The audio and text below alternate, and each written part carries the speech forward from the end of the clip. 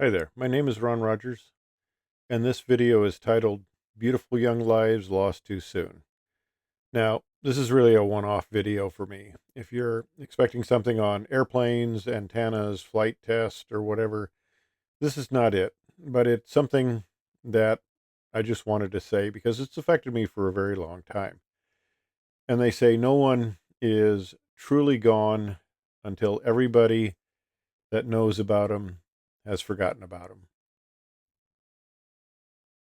Now, the first one is William Billy Russell. Born in 1950, died in 1960. Billy was my best friend.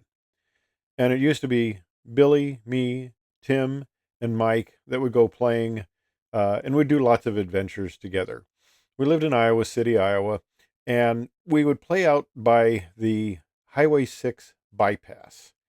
And this was a highway, and there were drain system culverts that went under it, and they were just big enough for a 10-year-old to slide through. So part of the initiation in the group, quote unquote, was you had to go through the culvert and all the way to the other side of the highway.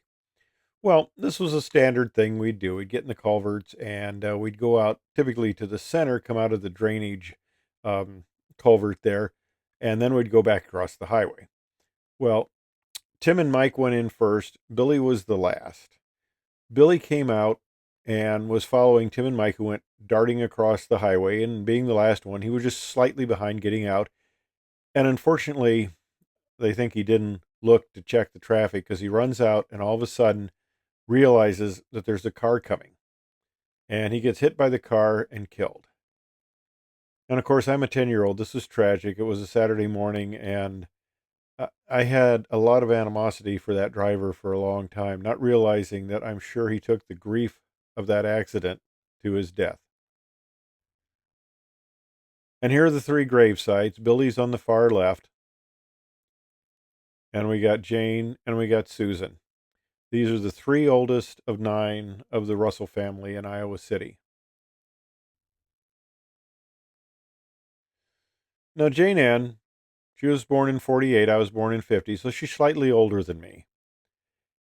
And she was an amazingly beautiful young lady, witty, talented, fun.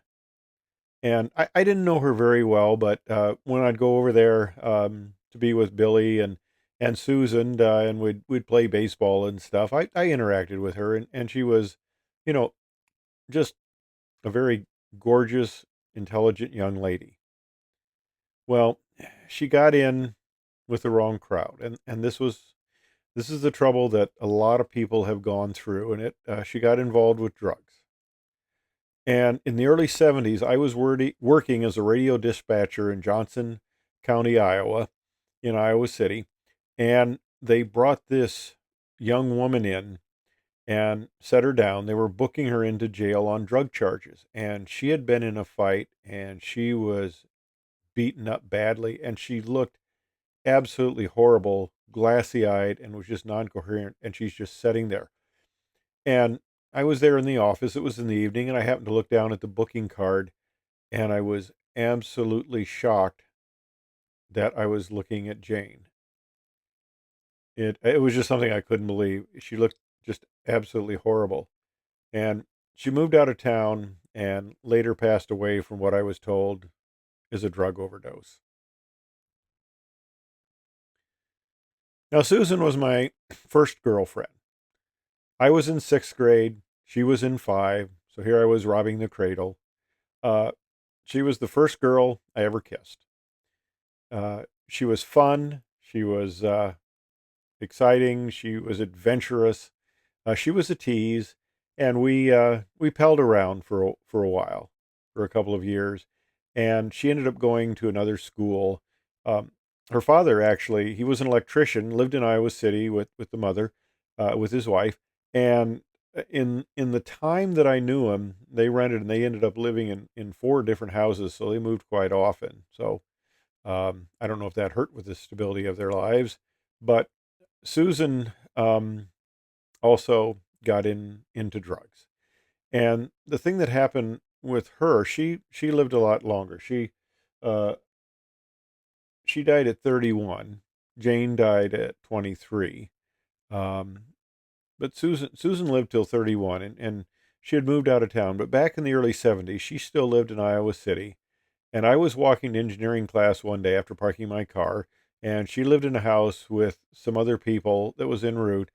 And as I walked by, we saw each other, and we looked at each other, and we did a brief hi. Didn't realize that was the last time that I would ever see her alive. Now, I'd like to make a comment about gravestones. This is the family cemetery on my mom's side, the Graben Cemetery. You see the monument on the left, and I guess there's a wide variety in stones and quality of stones. This stone is over 100 years old, and it looks beautiful. Of course, the family had a lot of money, so they had money to put into a high quality and rather elaborate stone. There's an angel on the top. The other stone on the right is a person died in 1853, and of course, you see it's in very bad uh, rapport.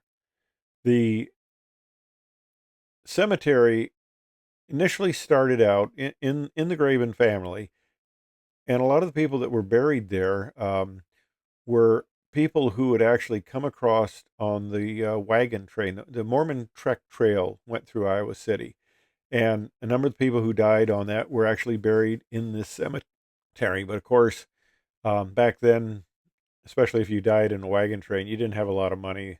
Um, you know, probably barely money enough for a stone, and you weren't getting the best quality. So you had to kind of be happy with what you got. And a lot of these stones are in very bad shape, of course. Now, here's Billy Stone. Okay. We're talking 60 years ago. And like I said, I don't know much about the quality of stone, but this one has a lot of moss on it. It's very hard to read. And after I took this picture, of course, I brushed it off so it would look better.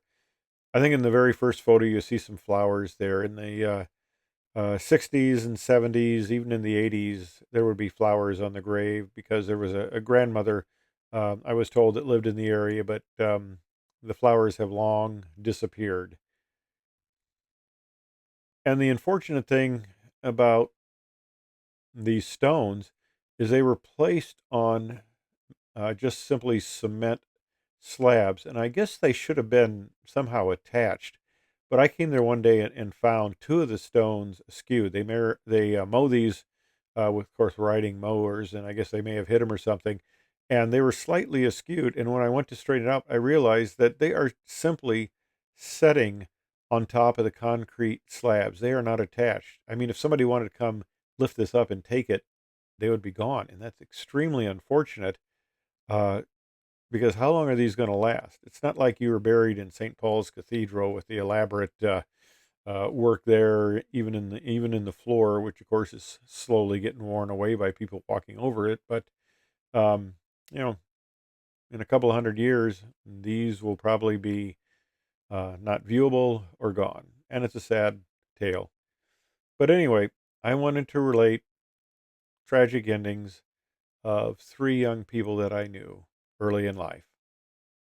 Thanks for watching.